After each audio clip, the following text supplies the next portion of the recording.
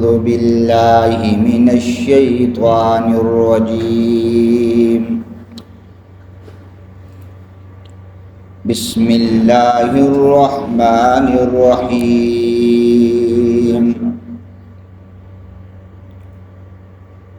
الحمد لله الذي خلق السماوات والأرض وجعل الظلمات والنور ثم الذين كفروا بربهم يعدلون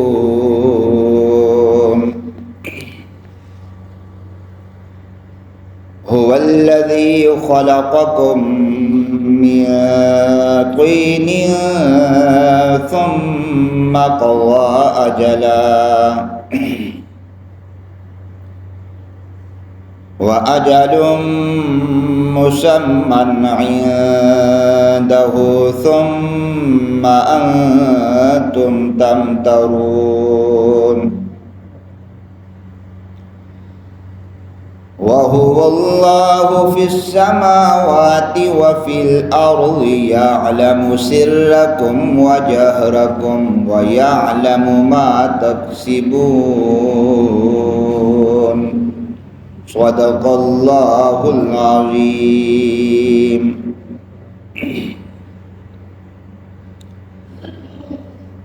برادرانی اہل سنت والجماعت،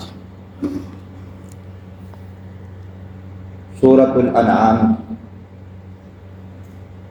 کی ابتدائی 3 آیات کی تلاوت اور ترجمہ آپ نے سنا ہے۔ انعام عربی زبان کا لفظ ہے، نعم سے ہے، نعم۔ انعام چوپاؤں کو کہتے ہیں، 4 پاؤں والے جو جانور ہوں انہیں اردو میں کہتے ہیں چوپائے، عربی میں ان کو انعام کہتے ہیں۔ اس سورہ مبارکہ میں چوپاؤں کا اللہ رب العزت نے تذکرہ فرمایا ہے۔ وَمِنَ الْأَنْعَامِ حَمُولَةً وَفَرْشًا۔ چوپائے 2 طرح کے ہیں، ایک وہ جن کے قد اونچے ہیں، دوسرے وہ جن کے قد چھوٹے ہیں، تو 2 طرح کے چوپائے ہیں۔ پھر ان میں سے جو حلال تھے اللہ رب العزت نے ان چوپاؤں کا اس سورہ مبارکہ میں ذکر فرمایا ہے۔ 8 ازواج، 8 طرح کے ہیں، بکرا ہے، بھیڑ ہے، گائے ہے، اونٹ ہے۔ ان کے نر بھی اور مادہ بھی اللہ رب العزت نے حلال فرمائے ہیں۔ بکرا اور بکری ہے، بھیڑ اور دمبا ہے، گائے اور بیل ہے، اونٹ اور اونٹنی ہے، انہیں اللہ رب العزت نے حلال کیا ہے۔ حلال اور حرام کا اختیار صرف اللہ کو ہے۔ کوئی انسان کسی چیز کو کہہ دی یہ حلال ہے یہ حرام ہے، اس کی اجازت ہی نہیں ہے۔ جسے اللہ حلال کر دیں اسے کوئی حرام نہیں کر سکتا، اور جسے اللہ حرام کر دیں ساری دنیا مل کر بھی اس کو حلال نہیں کر سکتی۔ ابتدا میں اللہ رب العزت نے اپنی تعریف کی ہے اور اپنی عبادت اور اپنے معبود ہونے پر دلائل دیے۔ اللہ رب العزت کی شان دیکھیں، انسان کو ڈنڈے سے نہیں سمجھا رہے بھئی ماننا ہی ماننا ہے، دلیل دیتے ہیں۔ اور اگر کوئی بات کرتا ہے تو اللہ فرماتے ہیں دلیل لاؤ، یہ کیسی بات کر رہے ہو، ہاتو برہانکم ان کنتم صادقین، لاؤ دلیل کو اگر تم سچے ہو۔ تو بات فرماتے ہیں، دلیل دے کر بات کرتے ہیں، بات سنتے ہیں، دلیل سے سنتے ہیں۔ یہ اللہ کی شان ہے، یہ انسان کی تعلیم اور تربیت ہے۔ اڑی نہ کی جائے، ضد نہ کی جائے، بلکہ بات دلیل سے کی جائے۔ اللہ نے فرمایا اس زمین میں اللہ کے سوا کوئی معبود نہیں ہے، تنے تنہا اللہ اس پوری کائنات کو چلا رہے ہیں۔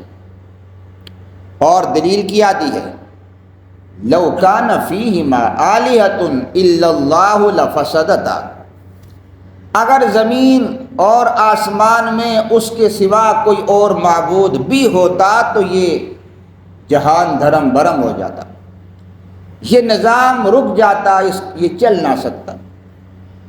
تو اللہ رب العزت نے ابتدا میں اپنی تعریف کی اور پھر دلائل دیے، فرمایا الحمدللہ، ساری تعریفوں کے لائق وہ اللہ تعالیٰ ہے، یہ دعویٰ ہے۔ اور آپ جانتے ہیں کہ دعوے پر دلیل کا ہونا ضروری ہے، ورنہ وہ دعویٰ نہیں رہتا۔ دعویٰ فرما دیا ہے تمام تعریفیں اللہ کے لیے ہیں۔ پہلی دلیل دی ہے الذی خلق السماوات والارض، تعریفیں اس کے لیے کیوں ہیں؟ فرمایا اس لیے کہ وہ خالق ہے۔ میرے اور آپ کے سامنے سب سے بڑی مخلوق یہ زمین ہے اور یہ آسمان ہے۔ فرمایا آسمانوں کو بھی اس نے پیدا کیا ہے، زمینوں کو بھی اس نے پیدا کیا ہے۔ اب دکھاؤ اس کے سوا کوئی خالق ہے جس نے کوئی بنائی ہو اتنی بڑی کائنات؟ جب اس کائنات کا تنے تنہا خالق وہی ہے، لہذا تعریف بھی اس کی ہے، عبادت بھی اس کی ہے۔ وجعل الظلمات والنور، ظلمات اور اندھیرے بھی اس نے بنائے ہیں، روشنی بھی اس نے بنائی ہے۔ اب رات آ جاتی ہے، دیکھیے اندھیرا ہم ختم نہیں کر سکتے، جگہ جگہ لائٹنگ کی ہوئی ہے، اس اندھیرے کو دور کرنے کے لیے لائٹنگ کر رہے ہیں، لیکن ہم یہ کریں گے اندھیرا ہٹ جائے، یہ نہیں کر سکتے۔ ساری مخلوق مل کر جب اللہ رات لے آتے ہیں تو دن نہیں لا سکتے۔ دن اسی وقت آئے گا، روشنی اسی وقت آئے گی جب اللہ رب العزت چاہیں گے۔ تو وجعل الظلمات والنور، ظلمات بھی اس نے بنائے ہیں، روشنی بھی اس نے بنائی ہے۔ ظلمات کو جمع ذکر کیا اور نور کو واحد ذکر کیا ہے۔ اس سے اشارہ فرما دیا ہے کہ دیکھو ایمان ایک ہے لیکن کفر کے بہت سارے اندھیرے ہیں، شرک ہے، بدعت ہے۔ پھر کفر کی قسمیں ہیں، کوئی بتوں کی پرستش کر رہا ہے، کوئی کسی جانور کی پرستش کر رہا ہے، کوئی درختوں کی کر رہا ہے، کوئی پہاڑوں کی کر رہا ہے، لیکن توحید ایک ہے، معبود ایک ہے، دین ایک ہے۔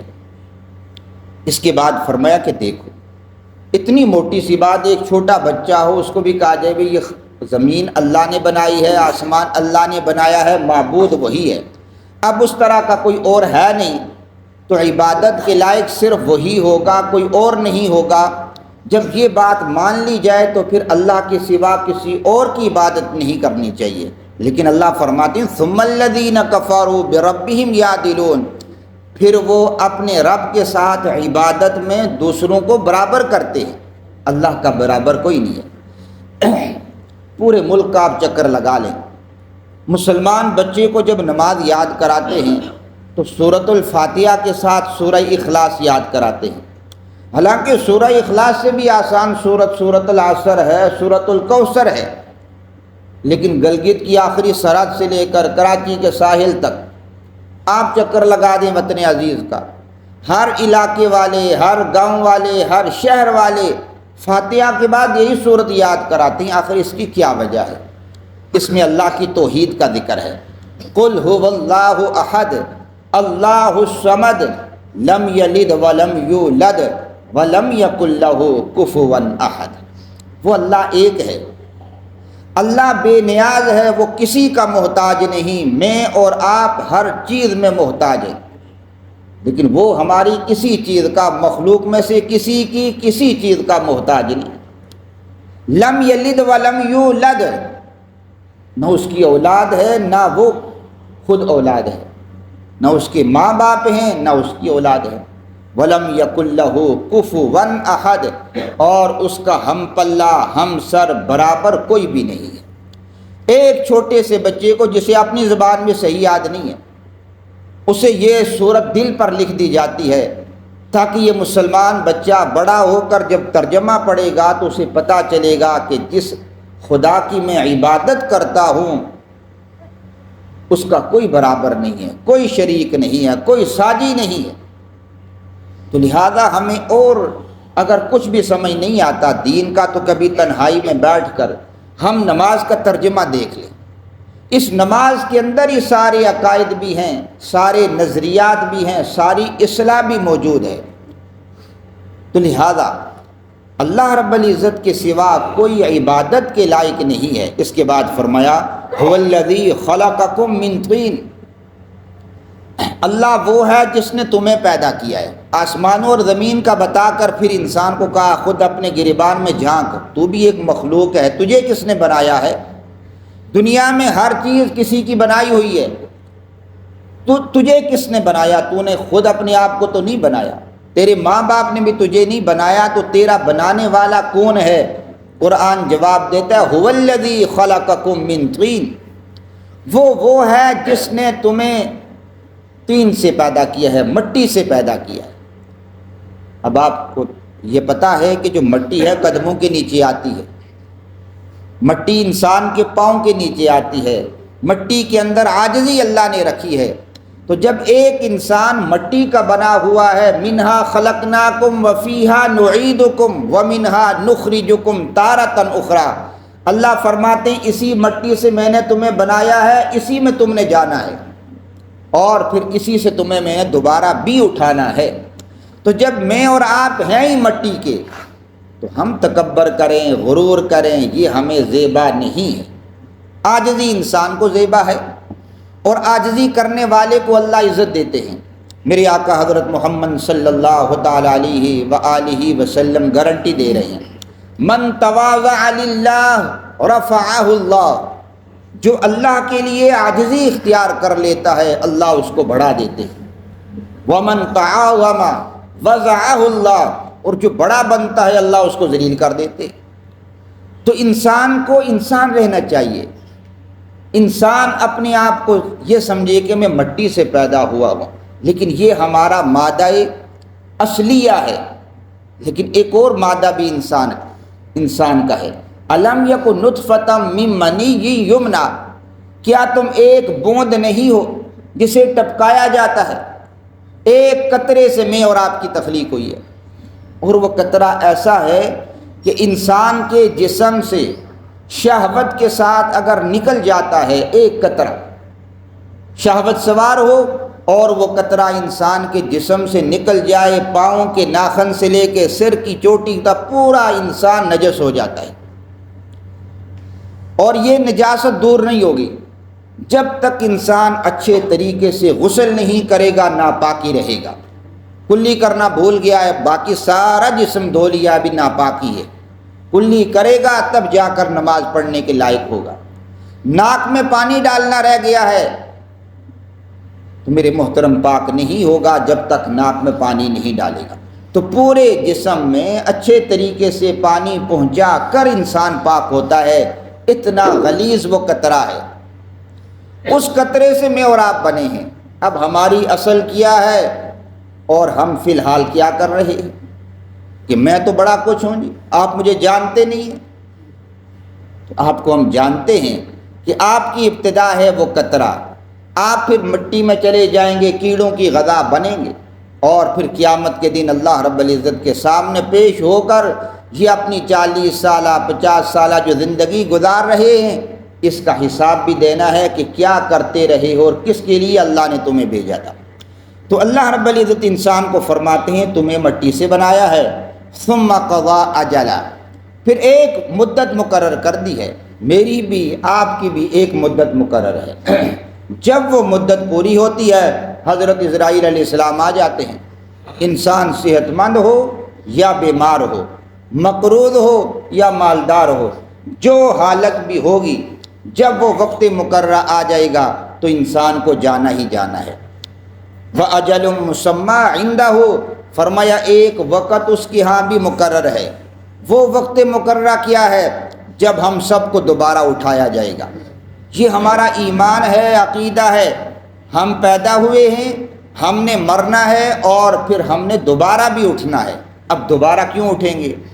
دوبارہ اس لیے ہمیں اٹھایا جائے گا کہ جو ہم کر رہے ہیں اس کا ہم نے حساب دینا ہے۔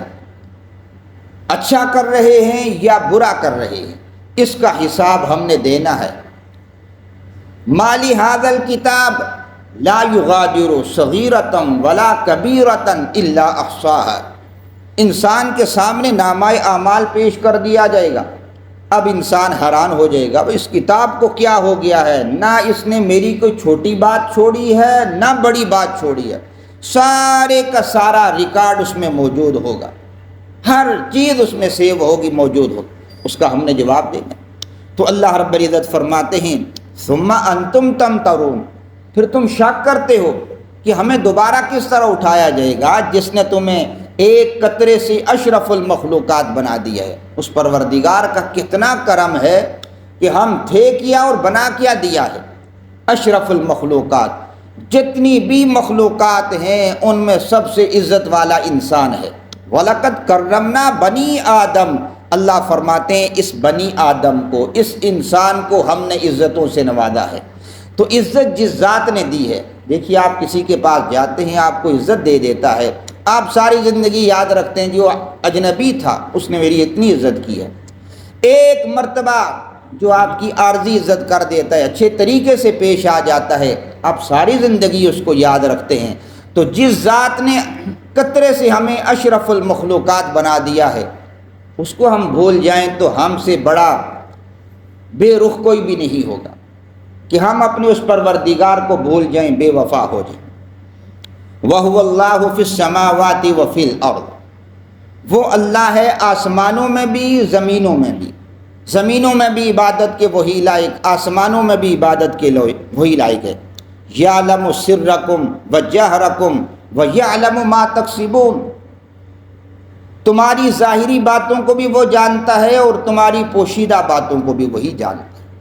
یہ استحضار ہے کہ ہر آدمی کو یہ بات یاد رہنی چاہیے کہ میری ہر بات لوگوں کے سامنے اگر میں کروں گا، یہ چپکے سے اور چھپ کر کروں گا، اس ساری کارروائی کو وہ ذات جانتی ہے۔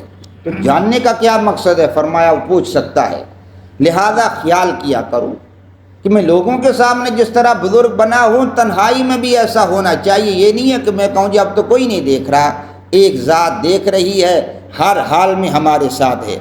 وَيَعْلَمُ مَا تَكْسِبُونَ،